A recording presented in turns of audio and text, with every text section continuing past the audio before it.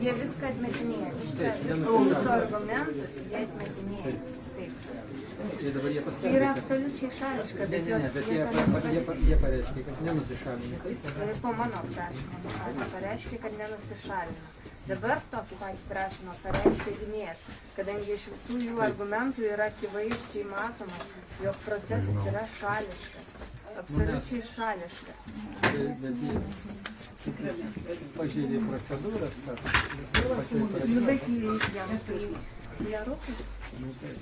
Jie ko labiausiai bijo? Jie labiausiai bijo, kad žmonės nesužinotų. Kad žmonės nesužinotų, kaip yra tiriama ši byla. Kaip yra renkami, kaip buvo renkami įkalčiai, kaip šiuo metu viskas yra nagrinėjama, kadangi atmetami visi absoliučiai advokato prašymai. Advokatas prašė nagrinėti bylą viešame posėdė, išdėstė argumentus, visi argumentai buvo paversti niekiniais. Bet jis tą turėjo padaryti pačiai pradžioje, prieš išvarant mūsų kol sprendimas nepriimti. Aš tų subtilybių Jis pažeidė įstatymą, išvarydamas žmonės iš salės. Aš tų dalykų nežinau. Aš dar kartą paprašiau, kad byla būtų nagrinėjama viešame teismo posėdė, kad čia viską atmetė. Aš bandžiau perskaityti advokato man padėtą surašyti skundą prašymą, kad byla būtų nagrinėjama viešame posėdėje su visais argumentais, su visko, tačiau teisėja nutraukė mane jo net neperskaičius.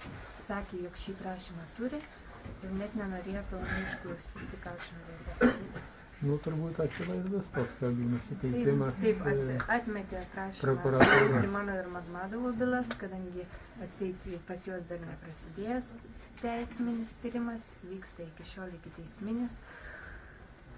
O aš tai manau, kad taip siekiama kuo greičiau mane nuteisti ir pasodinti iki gyvos galvos, o tada jiem nieko nereiks ir Magmadovus sutrinti. O dabar kur jie išėjo? Jie dabar išėjo į pasitarimą 20 minučių. Bet man jie viskas aišku, spręs dėl nusišalinimo, dėl visos kolegijos nusišalinimo. Bet man jau aišku, koks bus sprendimas, kaip jie nenusišalins, kadangi jie per porą sekundžių aptarė atmesti visus gynėjo prašymus. Per porą sekundžių, ten nebuvo jokio žodinio svarstymo, nieko. Nu nieko, čia dar ne viskas yra. Teismo pirmininkas sakė, kad jie turi teisę, advokatas turi teisę nušalinti. Taip, advokatas dabar išnaudojo savo teisę, išnaudojo. Ir sakė, kad tu savo argumentas, kad jie tirtų kalbos tono įrašus. Ne, čia kita tema.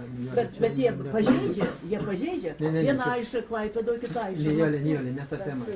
Tai yra klausimas dėl atviro ar uždaro posėdžio. Tiesiog man dabar yra labai sunku morališkai, dėl to, kad aš nežinau, kaip reaguoti. Yra akivaizdus noras susidoroti. Aš tą jaučiu iš jų pozicijos.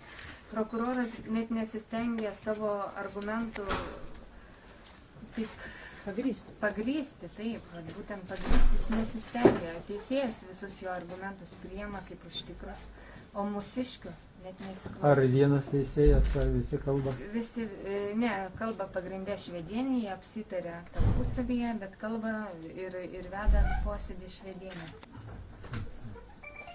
Nu, teisėjas Birštonas, mes žinom, kad jis išteisino bojevikus, jis yra apskūstas teisėjų tarybai. Šališkumas. Manau, kad tokie faktai nėra žinomi, bet tiesiog yra labai sunku tas žinojimas, kad siekiama su tai susidaroti ir siekiama teisinėmis priemonėmis. Aš manau, kad Lietuva yra valstybė, kurioje yra konstitucija, yra žmogaus teisės, bet šiuo atveju viskas yra sumindoma, pamenama, paversta dulkėmis. Nu, mes buvom pas